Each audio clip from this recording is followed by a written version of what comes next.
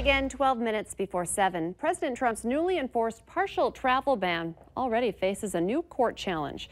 The state of Hawaii has filed a lawsuit asking for clarification of the definition of close family relationship. The ban that went into effect last night denies entry to the U.S. for people from 6 predominantly Muslim countries, unless they can prove they have business, university, or close family ties in the U.S. Good morning, everyone. Thanks for waking up with the Valley today. We're just getting started with our nonstop news and weather all the way up to the top of the hour. And we start now with breaking news from overnight. A man is in jail on numerous charges after a head-on crash early this morning in Grand Forks. Police say it happened around 1 a.m. in the 1000 block of University Avenue. They say 28-year-old Daniel Meyer of Grand Forks crossed the center line and collided with a vehicle driven by 20-year-old Jacob Schneider, also of Grand Forks. Both men declined medical attention at the scene. Meyer was arrested for driving under the influence of alcohol, refusal of a chemical test, possession of marijuana, and possession of marijuana paraphernalia, and was cited for care required in operating a motor vehicle. We're following a developing story today on the arrest of a North Dakota police chief who could be facing sexual abuse charges. James Watson is the police chief of Lemoore. He's in the Stutsman County Jail in Jamestown, and under his booking, there is a note indicating charges of continuous sexual abuse. Not a lot of details have been released yet, but stay with Valley News Live for updates on this story throughout the day. Developing today out of the Southern Valley, the Federal Aviation Administration is investigating whether fog played a role in a deadly plane crash near Gwinner, North Dakota. The pilot was killed yesterday morning. He's been identified as John Gerger of Barney, North Dakota. Authorities say his crop duster crashed around 8 a.m. The farmer called 911 after watching the plane crash into his field. The county sheriff says officials have a long investigation ahead of them. They're getting information from the plane, from the GPS, physical evidence that's on the ground, the aircraft maintenance, the pilot's history, those types of things, and maybe get some answers along with an autopsy being conducted. Weather reports indicate dense fog had formed in the area around the time that the plane crashed. Fargo police are looking for a man who may have drowned while swimming with friends in the Red River. Search crews spent much of yesterday looking for him near Dyke West in downtown Fargo. 24-year-old Fanuel Ansrat was last seen around 5 yesterday morning before friends lost sight of him. Authorities say the current is strong where the men were swimming, and crews have been searching both the water and the banks around the river. Anyone with information about his whereabouts is asked to contact police. It's now 6:51, time for weather on the ones, and we check in with Lisa Green on this last day of June.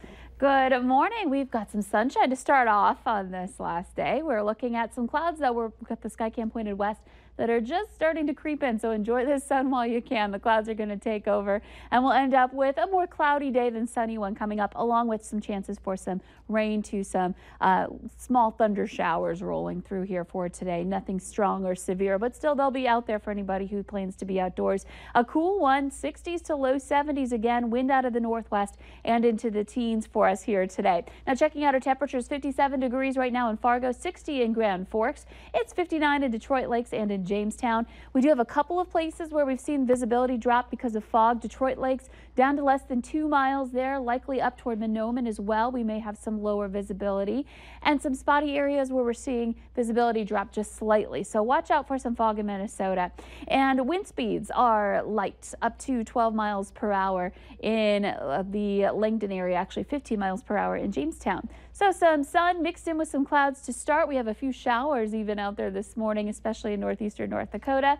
And that's kind of the story for today. Mainly most of us on the dry side with that potential for a few areas of rain, especially this afternoon. The tri-state view looks pretty quiet at the moment aside from a few areas of rain. 71 your high today in Fargo, Grand Forks right around 70. There'll probably be some places into the 60s, and that's about it, with again a variable cloudiness. We'll have some moments where we enjoy some sunshine, and then other times where we're underneath the clouds here for today.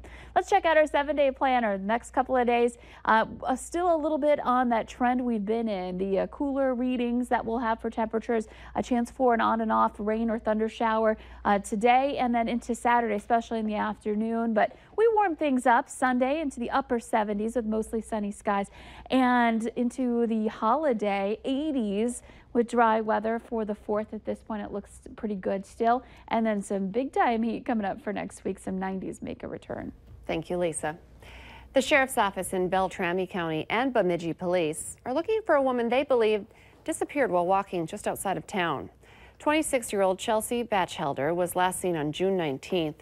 She's white, 5'4", about 115 pounds, and has a turtle tattoo on her foot and the word Cecilia on her left forearm.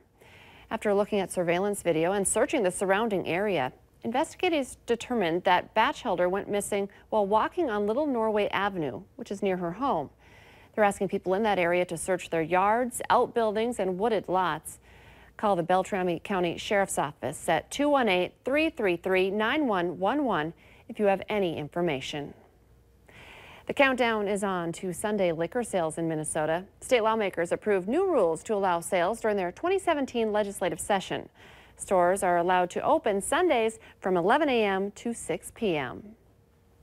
A Valley News Live investigation has prompted the Veterans Administration to make nationwide changes into doctors' credentials posted online. We first looked at the medical providers' credentials in early 2016, unable to confirm board certifications for 6 people. The Fargo VA's own chief of staff even commented on how hard it is to confirm that information. The VA directly references our reporting, saying the agency started looking at their own providers' credentials after we identified the issues.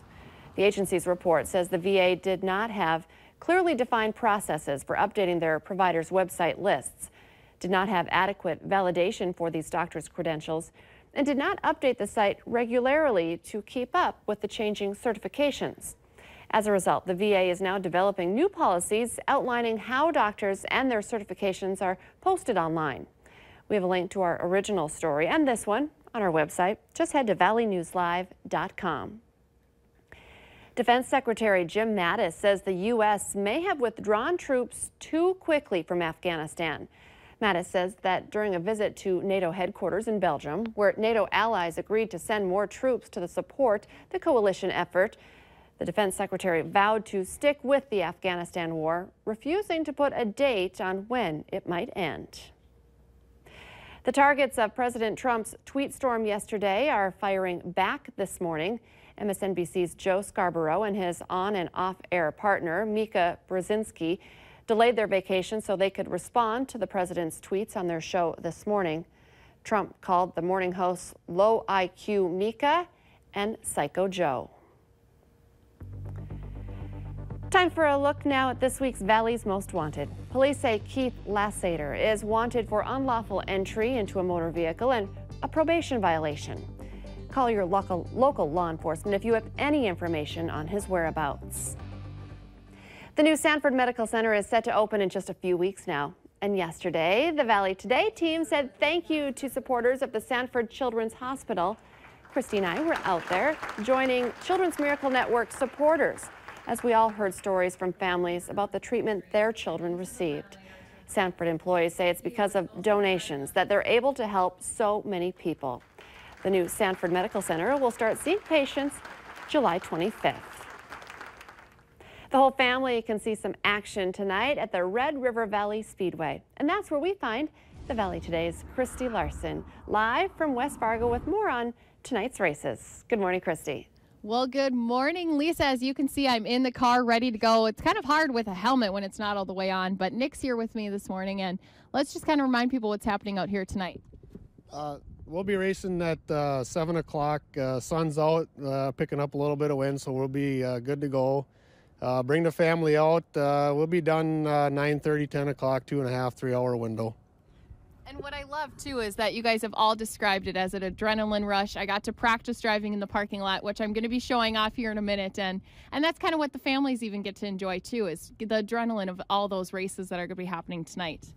Yeah, a lot of it's the fan interaction, and when the person wins a race, we also have a hard charger award. We bring them right out in front of the grandstands, and the kids can reach over the railing. They see the driver face to face, so that's pretty cool too. So. Yeah, and if you want to stay updated, you can always check them out online. But I'm going to hand the mic over to him, get this car started, and take off. And Lisa, I'm not going to lie, there was one scary moment during my practice drive when I was heading towards some people. So I'm going to turn the mic off. It's going to get loud, and here we go. I'm guessing it was not just scary for you, Christy, probably scary for everyone out there, but this is cool.